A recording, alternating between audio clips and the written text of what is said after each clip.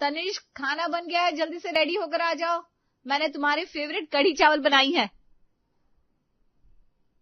Tanishq ready होकर खाने के टेबल पर आता है। दोनों पति पत्नी खाना शुरू करते हैं। कैसी लगी कढ़ी? अच्छी बनी है ना? ठीक है। सिर्फ ठीक है? तनिष्क, मैंने तुम्हारे लिए इतने प्यार से कढ़ी बनाई है और तुम कह रहे हो ठीक बनी है? अरे कढ़ी तुमने अच्छी बनाई है, लेकिन क्या? माँ के हाथों से बनी कढ़ी में जो स्वाद होता था, वो स्वाद तुम्हारे हाथों से बनी कढ़ी में नहीं है। प्रियांशी का चेहरा उतर जाता है। तनिष्क और प्रियांशी की नई नई शादी हुई थी। दोनों माता पिता से अलग शहर में रहते थे। दोनों ने नई नई गृहस्थी बसाई थी। ऐसे में प्रियांशी तनिष्क के लिए रोज उसके पसंद का खाना बनाती और उसे खुश रखने की कोशिश करती थी। लेकिन तनिष्क हमेशा अपनी माँ जया के हाथ के बने की खाने की तारीफ किया करता। अरे तुम अपना दिल क्यों छोटा कर रही हो प्रियांशी? मैंने ये तो नहीं कहा कि कढ़ी अच्छी नहीं बनी। बस जैसा मेरी माँ बनाती है वैसी नहीं बनी। मैं इतना अच्छा खाना बनाऊंगी कि तुम माँ के हाथों का खाना भी भूल जाओगे। दोनों खाना खाकर सो जाते हैं। दूसरे दिन से प्रियांशी YouTube पर देख देख कर नई रेसिपी सीखने लगती है। प्रियांशी YouTube पर खाना बनाने के लिए नए नए तरीके देखा करती और तनिष्क के लिए वो खाना बनाती। रविवार का दिन था। प्रियांशी, आज संडे है, चलो कहीं घुमाते हैं, मूवी देखेंगे और लंच भी बाहर कर लेंगे। लंच बाहर क्यों करेंगे? मैंने छोले भिगो कर रखे। मैं तो छोले भटूरे बनाने की सोच रही थी। अरे वाह, छोले भटूरे! मुंह में पानी आ गया। छोले भटूरे तो गरम गरम ही अच्छे लगते हैं। हम खाना खाने के बाद शाम को बाहर चलेंगे। मैं किचन में जाकर छोले बनाने की तैयारी करती हूँ। प्रियांशी किचन में जाती है और छोले बनाने के लिए बड़ी मेहनत करती है। YouTube देखकर छोले बनाने लगती है। आज तो ऐसे छोले बनाऊंगी कि तनिष्क माँ जी के हाथों के छोले का स्वाद भूल जाएगा। प्रियांशी सारे मसालों को अपने हाथों से कूटती है। सिलबट्टे पर पीसकर अदरक लहसुन का पेस्ट बनाती है और फिर छोले बनाकर तैयार करती है, जिसके बाद वो गरम गरम भटूरे तलती है। तनिष्क, खाना टेबल पर लग गया है, जल्दी से आ जाओ, नहीं तो भटूरे ठंडे हो जाएंगे। अरे वाह, छोले भटूरे! तनिष्क देखता है कि प्रियांशी ने खाने को बहुत अच्छे से डेकोरेट किया है, जैसे वो किसी रेस्टोरेंट में खाना खाने आया हो। लच्छा प्याज, हरी चटनी, अचार, सलाद, क्या बात है प्रियांशी जी, आज तो हैप्पी हैप्पी संडे हो गया। चलिए खाना खाते हैं। दोनों खाना खाने बैठते हैं। प्रियांशी बार बार तनिष्क की तरफ देखती है और उससे तारीफ की उम्मीद करती है, लेकिन ऐसा नहीं होता। तनिष्क पूरा खाना खा लेता है, लेकिन वो एक बार भी खाने की तारीफ नहीं करता। क्या बात है तनिष्क, खाना अच्छा नहीं बना है क्या? खाना अच्छा लेकिन छोले जैसा मेरी माँ बनाती है ना, वैसा नहीं बना। माँ न जाने कौन से मसाले डालती है, छोले में गजब का टेस्ट आ जाता है। प्रियांशी का मुंह बन जाता है। वो खाना बीच में ही छोड़कर टेबल से उठ जाती है। प्रियांशी, सुनो तो सही प्रियांशी। लेकिन प्रियांशी नहीं रुकती। तनिष्क उसके पीछे पीछे कमरे में जाता है और उससे मनाने की कोशिश करता है। प्रियांशी, तुम भी खाना अच्छा ही बनाती हो, लेकिन तुम जानती हो ना मैं माँ के हाथों का बना खाना कितना मिस करता हूँ। अरे तो माँ जी को यहाँ बुला लो ना। माँ यहाँ नहीं आ सकती, पिताजी गांव में अकेले पड़ जाएंगे, फिर उन्हें खाना बनाकर कौन खिलाएगा। लेकिन तुम एक काम कर सकती हो। कैसा काम? मैं माँ से कह दूंगा कि वो तुम्हें खाना बनाना सिखा दे। वो जैसे कहेंगी तुम वैसे ही बनाना। ठीक है। चलो अब रेडी हो जाओ, अब हम मूवी देखने चलेंगे, ठीक है? तनिष्क अपनी माँ जया को फोन करके कहता है कि वो प्रियांशी को खाना बनाना सिखा दे। तनिष्क, आज खाने में क्या बनाऊं? देखो, आज मेरे ऑफिस के दोस्तों ने कहा है कि उन्हें माँ के हाथों की बनी मटर पनीर की सब्जी और बेसन का लच्छा पराठा खाना है। तुम माँ से पूछ लो दोनों चीजें कैसे बनाते हैं। ठीक है, मैं माँ जी से पूछकर मटर पनीर की सब्जी और बेसन का लच्छा पराठा बना देती हूँ। प्रियांशी किचन में जाती है और सास जया को फोन करती है। प्रियांशी बहू, सुबह सुबह फोन किया, सब ठीक तो है ना? माँ जी, इन्हें आपके हाथ के मटर पनीर की सब्जी और बेसन का लच्छा पराठा खाना है। आपके हाथ के खाने की रेसिपी भी तो आपकी होगी ना? ठीक है बहू, मैं जैसे जैसे बताती हूँ तो ठीक वैसे ही कर। खाना बिल्कुल वैसा ही बनेगा जैसा मैं बनाती हूँ। हाँ माँ जी, इन्हें मेरे हाथ का खाना पसंद ही नहीं आता। हर वक्त बस आपके हाथ के बने खाने को याद करते हैं। तनिष्क खाने का बड़ा शौकीन है, वो भी सिर्फ मेरे हाथ से बने खाने का। मैं तो उसे कभी बाहर का खाना खाने ही नहीं देती थी। वो जो कहता मैं सब घर पर बना देती थी। जया फोन पर प्रियांशी को रेसिपी बताती है और प्रियांशी ठीक वैसा ही करती है। पहले कढ़ाई में तेल गरम करके उसमें जीरा और राई का छौंक लगा दिया माँ जी। अब उसमें कटे हुए प्याज, कटी हुई अदरक, लहसुन, टमाटर डालकर भून ले। प्रियांशी वैसा ही करती है। अब सारे भुने हुए मसाले एक प्लेट में निकाल ले और ठंडा होने दे। तब तक कढ़ाई में पनीर के छोटे छोटे टुकड़े भून ले। ठीक है माँ जी। अब भुने हुए पनीर के टुकड़े निकाल ले और जो मसाला ठंडा हो गया ना उसे मिक्सी में पीस ले। जया एक एक करके अपनी रेसिपी के सारे स्टेप्स प्रियांशी को बताती जाती है।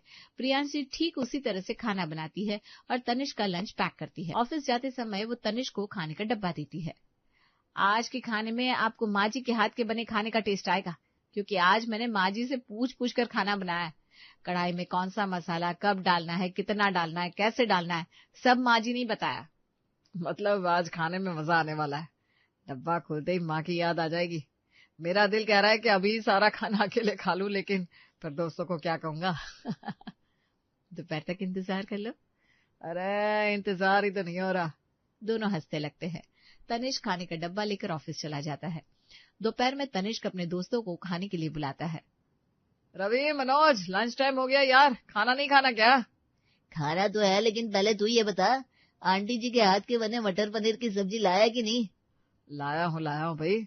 माँ के हाथों से बनी मटर पनीर की सब्जी और बेसन का लच्छा पराठा भी लाया हूँ। तनिष्क अपना डब्बा खोलता है। सभी जया के हाथों से बना खाना खाने के लिए तनिष्क के लंच पर टूट पड़ते हैं, लेकिन खाने का पहला निवाला लेते ही तनिष्क के दोस्त कहते हैं, यार तू झूठ भी बोलने लगा, ये खाना आंटी जी ने नहीं बनाया। हाँ यार, हमें आंटी जी के हाथ से बने खाने का स्वाद पता है, उनके हाथ से बने खाने की बात ही अलग है। बस ये खाना किसने बनाया? ये खाना प्रियांश ने बनाया है, लेकिन उसने सारा खाना माँ से पूछ पूछ कर बनाया। चल कोई बात नहीं, भाभी को हमारी तरफ से थैंक यू बोल देना। नहीं तो भाभी हमें कभी घर नहीं बुलाएगी, और पता चला कल से घर से तेरा भी दाना पानी उड़ गया। सभी दोस्त हंसने लगते हैं। बात मजाक में उड़ा दी जाती है, लेकिन तनिष्क माँ के हाथ से बने खाने के स्वाद को बहुत मिस करता है। शाम को जब तनिष्क ऑफिस से घर लौटता है, कैसे लगा आज का खाना? माँ की याद आ गई ना? माँ की याद तो जरूर आई, लेकिन याद इसलिए आई क्योंकि खाने में वो स्वाद नहीं था।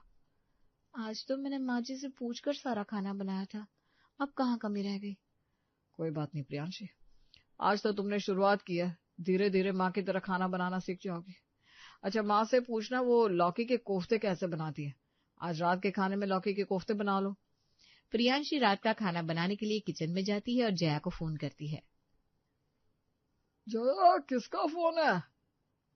प्रियांशी बहू का फोन है, उसे फोन पर खाने की रेसिपी बतानी है। आजकल प्रियांशी मुझसे पूछ पूछ कर खाना बनाती है ना। सुबह शाम उसे फोन पर रेसिपी बताने से अच्छा है तुम शहर क्यों नहीं चली जाती? कुछ दिन बहू के पास रहकर उसे खाना बनाना सिखा दो। फोन पर कब तक ट्रेनिंग दोगी? मैं शहर चली जाऊंगी तो आपको खाना बनाकर कौन खिलाएगा? आपको तो खिचड़ी तक बनानी नहीं आती। कितनी बार कहा है, थोड़ा तो खाना बनाना सीख लो। खाना बनाना मेरे बस की नहीं है, तुम शहर चली जाओ, मैं भी तुम्हारे साथ चलूंगा। इधर प्रियांशी फोन पर जया का इंतजार कर रही थी। हेलो माँ जी। हेलो। हाँ हाँ बहू बता, आज मेरे बेटे ने क्या फरमाइश कर दी है? माँ जी ने लौकी की कोफ्ते खाने हैं। ओहो, लौकी के कोफ्ते। मैं लौकी के कोफ्ते बनाती थी तो तनिष्क उंगलियों के साथ प्लेट और कढ़ाई तक चाट चाट कर खाता था। चल, मैं तुझे कोफ्ते बनाना सिखाती हूँ। पहले लौकी को छिलकर उससे कद्दूकस कर ले, उसके बाद उसे गर्म पानी में थोड़ी देर उबाल कर ठंडा कर ले। ठीक है माँ जी। प्रियांशी ठीक वैसा ही करती है। अब 2 कटोरी बेसन ले, उसमें हल्दी, नमक, अजवाइन डाल दे, थोड़ा पानी डालकर उसे मिक्स कर ले। इस तरह जया फोन पर प्रियांशी को पूरी रेसिपी बताती है। प्रियांशी वैसा ही करती है और लौकी के कोफ्ते बनाती है। जब कोफ्ते बनकर तैयार हो जाते हैं, तब प्रियांशी टेबल पर खाना लगाती है और तनिष्क को खाने के लिए बुलाती है। खाने की खुशबू तनिष्क को बहुत पसंद आती है। खुशबू तो वही है, शायद खाना भी वैसा ही हो जैसा माँ बनाया करती थी। अरे वैसे ही बने कोफ्ते, क्यों नहीं बनेंगे? माँ जी से पूछ पूछ कर बनाया, यहाँ तक कि माँ जी से पूछे बिना मैंने कढ़ाई में एक बूंद तेल तक नहीं डाला। अब खाकर बताओ कैसे बने? तनिष्क कोफ्ते खाता है। कोफ्ते ठीक ही है, लेकिन आखिर बात क्या है? माँ से पूछकर बताने के बाद भी सब्जियों में वो स्वाद क्यों नहीं आ रहा? तुमने सच में माँ से पूछकर कोफ्ते बनाए या कोई सपना देख रही थी? तनिष्क, तुम अपनी माँ को ही बुला लो, अब वही आकर खाना बनाएंगी। अरे यार प्रियांशी, मैं मजाक कर रहा था, तुम तो बुरा मान गई। दूसरे दिन, तीसरे दिन और अब रोज रोज प्रियांशी जया से फोन पर खाना बनाना सीखने लगी। कई दिन बीत जाते हैं। प्रियांशी लगातार अपनी सास जया को फोन करती और उसके बताए गए तरीकों से खाना बनाती, लेकिन फिर भी तनिष्क को खाना पसंद नहीं आ रहा था। अरे यार, मजा नहीं आ रहा। अब तो मैं दूध भी माँ जी से पूछ कर उबालती हूँ, फिर भी पता नहीं कहाँ कमी रह जाती है। तनिष्क सोचता है कि माँ को यहीं बुला लेता हूँ, फिर पता चल जाएगा कि आखिर कहाँ चूक हो रही है। वो यहाँ आएंगी तो अपनी आंखों के सामने प्रियांशी को सब कुछ सिखा देंगी। वो जया को फोन करता है। माँ, तुम और पिताजी थोड़े दिन के लिए हमारे पास आ जाओ ना। क्या बात हो गई बेटा, तेरी तबीयत तो ठीक है ना? माँ, मैं बिल्कुल ठीक हूँ। तुम यहाँ आकर प्रियांशी को खाना बनाना सिखा दो। उसके हाथ से बने खाने में वो बात नहीं है जो तुम्हारे हाथ से बने खाने में है। ऐसा कैसे हो सकता है? मैं तो उसे हर खाने की रेसिपी बताती हूँ और वो ठीक उसी तरह से खाना भी बनाती है जैसा मैं बताती हूँ। लेकिन फिर भी माँ, वो आपकी तरह खाना नहीं बना पा रही है। अच्छा चल ठीक है, मैं और तेरे पिताजी शहर आ जाएंगे। 2 दिन बाद जया और त्रिलोकी अपनी बेटी बहू के पास शहर आते हैं। प्रियांशी, ये देखो कौन आया है। प्रियांशी कमरे से बाहर आती है, सास ससुर के पैर छूकर आशीर्वाद लेती है। माँ जी, पिताजी, आप लोग फ्रेश हो जाइए, मैं आप लोगों के लिए चाय बनाती हूँ। नहीं प्रियांशी, आज माँ चाय बनाएगी। माँ, गुड़ वाली चाय बना दो ना। ये क्या तनिष्क, माँ और पिताजी लंबा सफर करके गांव से शहर आए, माँ जी थक गई होंगी और तुम उन्हें चाय बनाने के लिए बोल रहे हो। अरे तुम नहीं समझोगे प्रियांशी, माँ गुड़ वाली चाय बहुत अच्छी बनाती है। गुड़ वाली चाय ही बनानी है ना, मैं बना देती हूँ। अरे नहीं नहीं नहीं, माँ चाय में न जाने कौन सा मसाला डालती है, उसे पीते ही सारी सुस्ती भाग जाती है, शरीर में फुर्ती आ जाती है। क्यों माँ जी, चाय में नागिन का दूध डालती है क्या? अरे ऐसी कोई बात नहीं है प्रियांशी बहू, तू रसोई में चल, मैं जैसे जैसे कहूंगी वैसे ही चाय बनाना। प्रियांशी जया को लेकर रसोई में जाती है। सबसे पहले चाय बनाने का पतीला ला। प्रियांशी एक बड़ा सा 4 लीटर का पतीला चूल्हे पर चढ़ा देती है। तो इतने बड़े पतीले में चाय बनाएगी? छोटा पतीला ला बहू। माँ जी, हमारे पास तो यही पतीला है, छोटा वाला नहीं है। अरे लेकिन 2 लोगों के चाय बनाने के लिए ये पतीला बहुत बड़ा नहीं है? माँ जी, आप तो जानती है हमने सारे बर्तन नए खरीदे हैं, इन्हें यही पसंद आया था तो हमने ले लिया। जया प्रियांशी को गुड़ वाली चाय बनाने की रेसिपी बताती है। प्रियांशी ठीक वैसा ही करती है, लेकिन बड़े पतीले में थोड़ी सी चाय अच्छी तरह से नहीं बन पाती। प्रियांशी तो क्या, जया को भी समझ में नहीं आ रहा था कि चाय में कितना दूध, कितनी चाय पत्ती और कितना गुड़ डालना है। जब प्रियांशी सबको चाय पीने के लिए देती है। माँ, मैंने कहा था ना चाय तुम बनाना, इसमें वो स्वाद ही नहीं है। तनिष्क बेटा, तो थोड़े दिन रुक जा, मैं सब ठीक कर दूंगी। धीरे धीरे प्रियांशी को सब सिखा दूंगी। भाई मैं तो चला फ्रेश होने, बहुत थक गया हूँ। त्रिलोकी अपने कमरे में फ्रेश होने चला जाता है। बहू चल, मैं खाना बनवा देती हूँ, उसके बाद मैं फ्रेश होने जाऊंगी। दोनों सास बहू किचन में जाती है। देख, मैं ना गांव से ताजे ताजे पालक लाई हूँ। तनिष्क को आलू पालक की सब्जी बहुत पसंद है। तू कढ़ाई चढ़ा, मैं तुझे बताती हूँ सब्जी कैसे बनानी है। प्रियांशी चूल्हे पर बहुत बड़ी कढ़ाई चढ़ाती है। इतनी बड़ी कढ़ाई? पूरे मोहल्ले के लिए सब्जी बनाएगी क्या, या घर में मेहमान आने वाले हैं? नहीं नहीं माँ जी, मैं रोज इसी कढ़ाई में सब्जी बनाती हूँ। हमारे पास तो यही कढ़ाई है, सेल में सस्ती मिल रही थी तो हमने ले ली। बहुत मजबूत और टिकाऊ कढ़ाई है।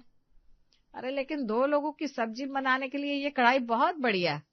माँ जी, इतनी बड़ी कढ़ाई सस्ती में कहाँ मिलती है, मिल रही थी तो हमने ले ली। काम आ जाएगी, अभी हमारे काम आ रही है ना। अरे ये कढ़ाई तेरे काम नहीं आ रही है, तू जबरदस्ती इससे काम ले रही है। चल सब्जी बनाना शुरू कर। प्रियांशी जया के डायरेक्शन में सब्जी बनाती है। जया देखती है कि बड़ी सी कढ़ाई में थोड़ी सी सब्जी सिमट कर रह जाती है। मसाले जल जाते हैं और आधी सब्जी तो कढ़ाई में कहाँ चिपक जाती है पता ही नहीं चला। जब सभी लोग खाना खाते हैं तो उन्हें खाने में कोई स्वाद नहीं आता। बहू, आज तनिष्क ने चना दाल तड़का और मीठे पुलाव बनाने को कहा है ना? प्रियांशी 5-5 लीटर के 2 कुकर निकालती है। अरे बहू, क्या 15 लोगों का खाना बनाएगी या अपनी सहेलियों को दावत पर बुलाया? नहीं माँ जी, खाने के लिए तो हम 4 लोग ही हैं। अरे तो छोटा कुकर निकालना बहू, इतने बड़े कुकर में दाल और पुलाव कहाँ सिमट जाएगा, कुछ पता भी नहीं चलेगा। छोटा कुकर नहीं है माँ जी, ये कुकर हमने सेल में। हाँ हाँ समझ गई, ये कुकर तुम दोनों ने सेल में सस्ते में ली होगी। हाँ माँ जी। जया प्रियांशी को चना दाल तड़का और मीठा पुलाव बनाना बताती है। जया देखती है कि प्रियांशी ठीक उसी तरह खाना बना रही है जैसे जया बनाती है। प्रियांशी खाना बना लेती है, लेकिन हर बार की तरह वही होता है, किसी को खाना अच्छा नहीं लगता। तनिष्क की माँ, गांव में तो तुम अच्छा खाना बनाती हो, शहर आकर खाना बनाना भूल गई हो क्या? या बहू को खाना बनाना सिखा नहीं पा रही हो? अरे मैं कुछ नहीं भूली हूँ, ना ही बहू की कोई गलती है। बहू तो खाना वैसे ही बना रही है जैसा मैं उसे बताती हूँ। फिर प्रियांशी के हाथ से बने खाने में तुम्हारे हाथ से बने खाने का स्वाद क्यों नहीं आ रहा? स्वाद कैसे आएगा? तुम लोगों ने सेल में सस्ते बर्तन खरीदने के चक्कर में बहुत बड़े बड़े बर्तन खरीद लिए, जो तुम्हारे खाने का स्वाद बिगाड़ रहे हैं। लेकिन माँ, हमने सारे अच्छे अच्छे बर्तन खरीदे हैं। तनिष्क बेटा, बर्तन सारे अच्छे हैं, लेकिन तुम्हारी जरूरत के हिसाब से बहुत बड़े हैं। बड़ी चीज होना हर बार सही नहीं होता। 2 लोगों के खाने के लिए 5 लीटर का पतीला, 5 लीटर का कुकर और बहुत बड़ी कढ़ाई, इन सब की क्या जरूरत है? तुमने कढ़ाई इतनी बड़ी ले ली जैसे पूरे बारातियों के लिए सब्जी बनानी है, और खाने के लिए तुम 2 लोग। बड़े बर्तन में थोड़ा सा खाना कैसे बन पाएगा बोलो? इसीलिए खाने में स्वाद नहीं आ रहा। शायद बड़े बर्तन में मसालों की मात्रा का पता नहीं चल रहा है, इसलिए खाना अच्छा नहीं बन पा रहा है। मैंने सही कहा ना माँ जी? हाँ, बहू तो बिल्कुल सही कह रही है। तो अब क्या करे? सारे बर्तन नए खरीदने होंगे। मैं आज ही प्रियांशी बहू को लेकर बाजार जाऊंगी और किचन के सारे बर्तन बदल दूंगी। शाम को जया और प्रियांशी बाजार जाते हैं। जया बेटे बहू की जरूरत के हिसाब से छोटे छोटे बर्तन खरीदती है। माँ जी, ये कुकर हमारे लिए ठीक रहेगा ना? अरे नहीं नहीं बहू, ये 3 लीटर का कुकर है। तुम दोनों के लिए 1.5 या 2 लीटर का कुकर ठीक रहेगा, तभी तो तेरी दाल गलेगी। और ये छोटी सी कढ़ाई, ये तो ठीक है ना? अरे नहीं भाई, ये कढ़ाई भी तुम लोगों के लिए ज्यादा बड़ी है। जया दुकानदार से कहती है, भैया इससे छोटी कढ़ाई दिखाओ, जिसमें केवल 2 लोगों के लिए सब्जी बन जाए। ये लीजिए बहन जी, ये हमारे दुकान की सबसे छोटी कढ़ाई है। इसमें 2 लोगों के लिए सब्जी बड़े आराम से बन जाएगी। माँ जी, ये कढ़ाई तो बहुत छोटी नहीं है। बिल्कुल नहीं, 2 लोगों के लिए एकदम परफेक्ट है। तू बस देखती जा, मैं किचन के सारे बर्तन बदल दूंगी, तब जाकर खाने का स्वाद बदलेगा। इस तरह जया सारे बर्तन छोटे छोटे खरीदती है, जिससे तनिष्क और प्रियांशी की गृहस्थी अच्छी तरह चल सके। बर्तन खरीद कर सास बहू घर आती हैं। खरीद लिया बर्तन? हाँ जी, किचन के सारे बर्तन बदल दूंगी। जया किचन में जाती है और सारे बड़े बर्तनों को एक कार्टन में पैक करके रख देती है। ये बर्तन कभी पार्टियों में काम आएंगे, जब 10-15 लोगों का खाना बनाना हो। वो किचन में नए छोटे बर्तन रख देती है। प्रियांशी बहू, आज से तू छोटी कढ़ाई में ही सब्जी बनाना। ठीक है माँ जी। रोज की तरह प्रियांशी अपनी सास जया के डायरेक्शन में खाना बनाती है। वो छोटे पतीले में खीर, छोटी कढ़ाई में शाही पनीर की सब्जी और छोटे कुकर में पुलाव बनाती है। सभी लोग जब खाना खाते हैं, आज खाना माँ ने बनाया क्या? नहीं, खाना मैंने नहीं, प्रियांश ने बनाया है। आज के खाने में बिल्कुल वही स्वाद है जो आपके हाथ के बने खाने में होता है। होगा क्यों नहीं? गलती प्रियांशी बहू की नहीं, बड़ी कढ़ाई की थी। जैसे ही मैंने बर्तन बदल दिए, खाने का स्वाद भी बदल गया। क्या सचमुच बड़ी कढ़ाई से इतना फर्क पड़ता है? अब ये भी कहने की जरूरत है क्या? तूने बड़ी कढ़ाई और छोटी कढ़ाई में बनी सब्जी खाकर देख ली ना। बड़ी कढ़ाई में छोटी सब्जी बनेगी तो वो बेस्वाद ही लगेगी। छोटी सब्जी छोटी कढ़ाई में ही अच्छी बन सकती है। उस दिन के बाद से प्रियांशी का बना खाना तनिष्क को स्वादिष्ट लगने लगता है। कुछ दिन के बाद, अच्छा बहू, अब हम दोनों गांव जा रहे हैं। तुम दोनों अपना ख्याल रखना और याद रखना, कढ़ाई कभी चेंज मत करना। नहीं माँ जी, अब मैं समझ गई हूँ। खरीदारी अपनी जरूरत के अनुसार ही करनी चाहिए। जरूरत से ज्यादा खरीदारी बजट ही नहीं, मूड भी बिगाड़ देती है। माँ, अब कब आओगी? जब बर्तन बदलने होंगे। सभी हंसने लगते हैं।